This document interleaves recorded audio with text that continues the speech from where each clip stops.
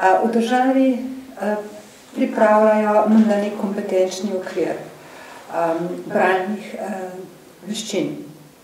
Toda ne želim pa zopet poslušati o tem, da imamo dokument in potem ta dokument dobijo šole, temveč želela bi si, da bi se dogajal proces.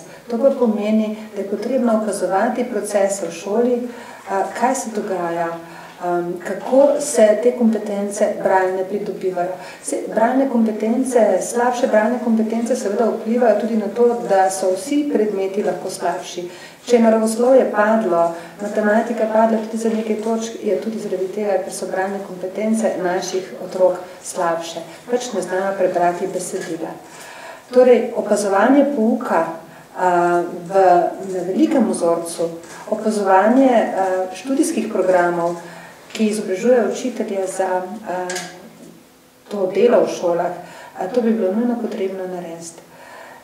3 mesece so že minili od tega, odkar je znano, kaj je prinesla PISA 2009.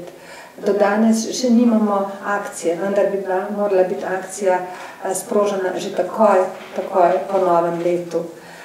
Takoj bi se moralo začeti opazovanje, kje so vzroki za nižjo bralno pismenost, ki seveda vodi k vsem drugim težavam.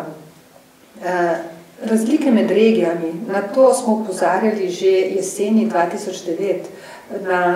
Na strani SDS v arhivu lahko najdete tudi priporočila, kaj bi bilo treba narediti. Namreč učni proces se ne dogaja samo, učenje se ne dogaja samo v šoli. Družba bi morala stopiti v podporo tako na socialnem, kulturnem in šolskem področju, učitelju in šoli.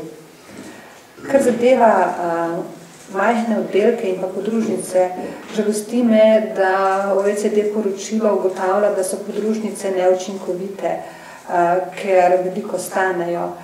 Kljub samo pa bi si tukaj dovolila reči, da je morda podružnica neka oblika, ki je za Slovenijo težko pogrešljiva, seveda do neke določene mere. Gre za to, da se kmetijske površine manjšajo, mladi se odseljujejo iz kmetij, če v šoli, torej če šola umanjka v kraju. Šola je tudi nek kulturni center kraja, zato je to značilnost naše pokrajine in našega podeželja. Bistveno hujše težave so v mestih, kjer imamo denimo v Ljubljani 70% popolnjenost oddelkov in površin v šolah in pa seveda značilnost vpisa.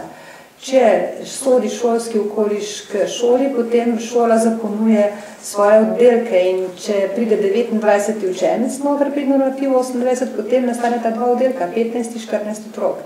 Seveda, v drugih državah, ki so sicer bogatejše od nas, rešuje to na tak način, da je enoten vpis in polnijo šole do nekega zmernega števila učencev. Danes so pri nas učenci in učitelji v neenakem položaju. Eni so v oddelkih z 28 učenci, kjer je delo zelo težko, drugi so v oddelkih s 14 učenci, kjer je delo bistveno lažje in verjetno tudi za učence boljše. Zato bi kazalo razmisliti o drugačnem načinu vpisa, kjer bili pogoji za učence in učitelje enaki. Hkrati se tudi zavedati, da obstajajo razlike med regijami in te regije in te razlike nujno odpravljati.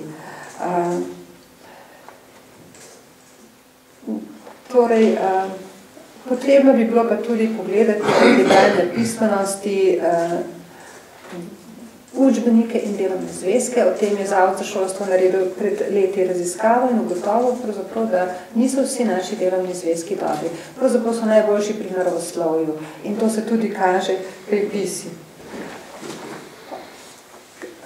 Kar zadeva vrtce, predšolsko vzgojo, OECD tudi govori o dragi predšolski vzgoji. Moram povedati, da pravzaprav oddelki, normativi v naših vrtcih niso tako visoki, niso tako višji od drugih držav. Pravzaprav smo primerljivi z drugimi državami.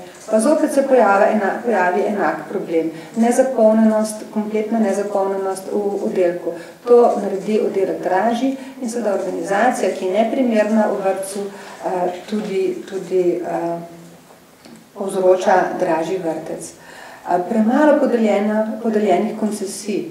Ljubljana je šele leta 2010 avgusta po vseh težavah in krikih, kako je premalo mest v vrtcih ljubljanskih, začela podeljevati koncesije. Pa so ljudje, ki so čakali v vrsti, da bi dobili koncesijo. In tukaj gre za javne vrtce v javni mreži, kjer bi lahko bistveno zmanjšali ceno vrtca, torej v predšolski vzgoji. Morda še samo stavek k temu, kar Majica rekla o podružničnih šolah, mehnih, ne. So pa tudi seveda meje, ne, in meja mora biti v dobrobit otroka. Takrat, ko spoznamo, da je šola, če ima premalo otrok, ne more zagotavljati dovolj ustrezne socializacijske komponente vzgojne, takrat je lahko za otroka to slabo. Ne? Otrok le mora biti v združbi s svojimi vrstniki, da lahko normalno napreduje in da se uči. In jaz sem že v svojem mandatu skrbel, da se je mreža ohranjala, da smo ohranjali tudi določene podružnične šole z malim številom otrok, ampak tisto, kar je premalo, ki smo imeli prav smešno šole z smešnim številom otrok po 10, to pač ne more obstajati.